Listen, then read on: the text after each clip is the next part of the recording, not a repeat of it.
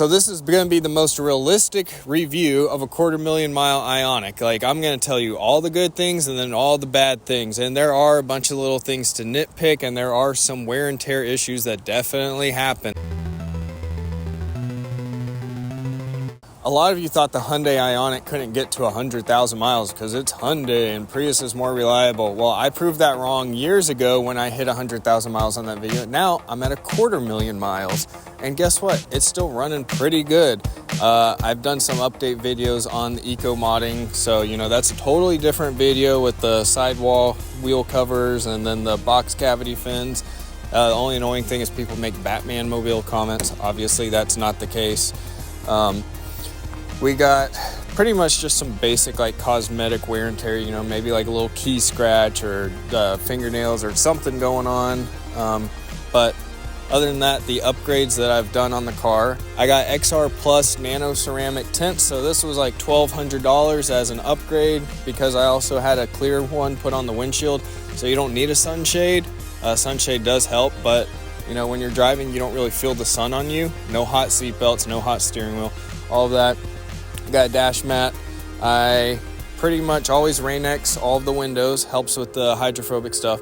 I upgraded my headlights too. They're pretty much running $500 LEDs that are 75 watts. So I mean, the lumens are insane. They're projector headlights, so it doesn't blind oncoming traffic.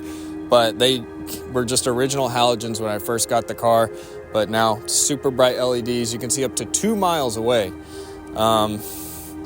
Other than that, I mean, I'm not going to get too much into the modding. Side mirror removal, I have the mirrors. I keep them in the trunk. In Oregon, this is legal. I have a panoramic rear view mirror so I can just see out the back and everything. But not going to get into the eco modding again. That's 90 miles per gallon. So yes, the gas mileage is obviously still pretty good after 250,000 miles. All right, hit 225,000 miles out here in the middle of nowhere, Montana. All right, here comes the nitpicking part. I'm gonna show the interior and everything. So, paint. Before I go into the inside, paint. Little micro kind of just like rock chips. That's just gonna happen when you get so many miles on it. I do have a dash cam. Show you guys the interior. I have not cleaned in a while. Just kind of light sweat stains that can be shampooed out. I'm gonna do that soon. Here's the dash mat. A lot of, obviously, 250,000 miles, you got to put your elbow somewhere. So this could have been avoided by having these little things, but they didn't have them thick enough. That's what I really liked about these. Soft for your elbow, and then they protect the underside.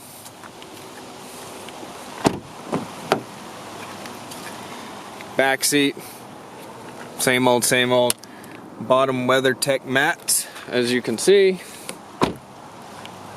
Oh yeah, one thing that I do not like is, so this kind of comes loose a little bit. So you pretty much got to like pop this off and then retighten the screws all the time, or tighten these screws. Easy, simple fix. Just kind of rattles. Could probably get a better like anti-vibration nut. Upgraded this, much brighter. I did tint the taillights a little bit. Oh yeah, I got world's brightest reverse lights. That's actually back here. So you can kind of see, I mean, they literally project like headlights, so that's very convenient because obviously the light very, very small.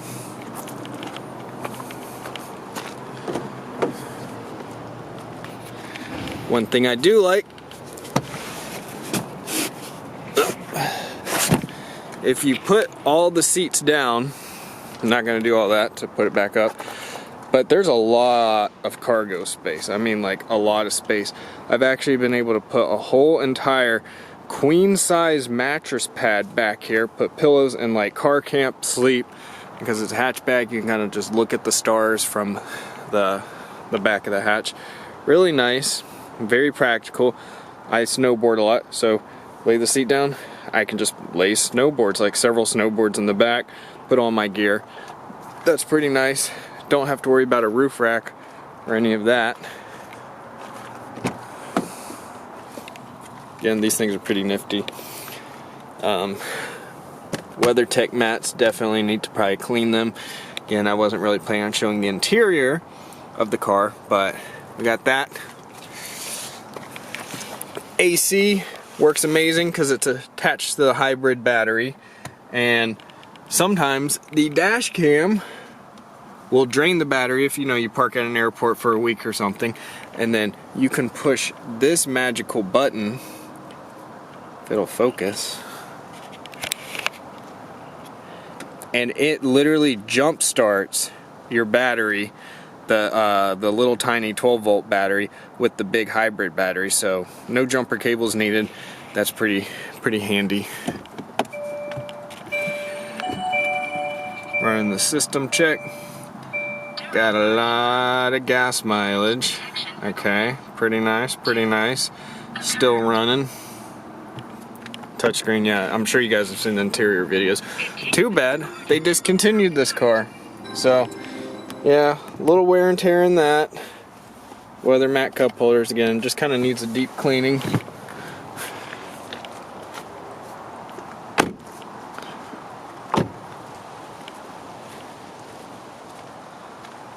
Oh yeah, another thing, I've had to kind of, let's see, can you see it? Just rock chip repairs. Had to replace the windshield before.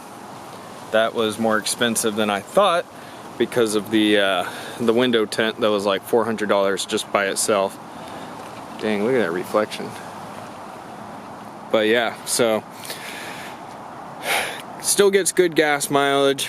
Obviously, the paint, natural, like micro swirls, scratches, all that stuff going on. Inside, could just use some extreme detailing. Nice little cleaning, vacuuming, shampooing, all of that. Could take it to a shop. Most issues would be fixed besides, the little wear thingy inside.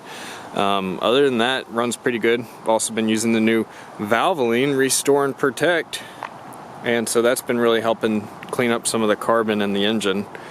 But yeah, so this car also, it's for sale. So if you guys are interested, then shoot me a DM or leave a comment and we'll find a way to get in touch, because even though I love this car, I love the gas mileage, I love the horsepower, I love the responsiveness with the dual clutch transmission and all of that, I need all-wheel drive. So I'm looking at getting an all-wheel drive car. So I'm obviously going to have to get rid of this because my apartment doesn't allow me to have two cars, and I also just don't have enough money to be paying for car insurance for two cars. So, if you're interested in getting a pretty cheap Hyundai Ioniq that's been eco-modded for gas mileage, then, just let me know if you're interested. But I'm being realistic about this. It does have some wear. And then these literally just, you take a screw, just unscrew them and then pop them off. Pretty easy. You can remove this. So if you wanted to go back to factory and do all that, pretty easy. But that's the Hyundai Ioniq review, and still gets great gas mileage. Drives great, very roomy, a lot of practical storage purposes. I mean, again, you can literally sleep in the car and put a bed, put big screen TVs. I've put Christmas trees in it when I pick up a Christmas tree here in the Pacific Northwest. So, I mean, they're not as big as these Christmas trees, but it's pretty practical. Oh yeah, I forgot to mention two other little issues that I had. So, the car was burning oil, but the Valvoline Restore and Protect fixed that. Apparently that's a very common problem with Hyundais and Kias that have a lot of miles on it because of the gasoline direct injection engine that they have.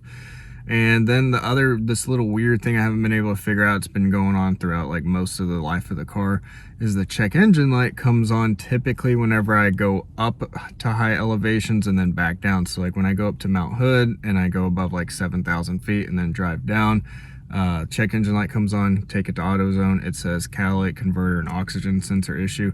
Then I drive it around for a few days or back up to high elevation, back down, and then the engine light goes off. So that's been going on for a while. Don't know what's causing that.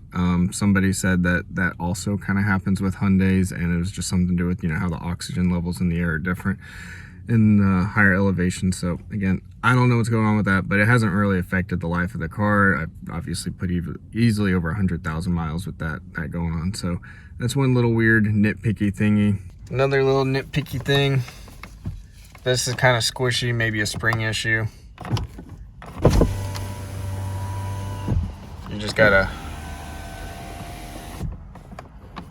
kind of manually kind of wiggle it to gain control. Other than that, probably just needs a spring replaced or just a new little clip.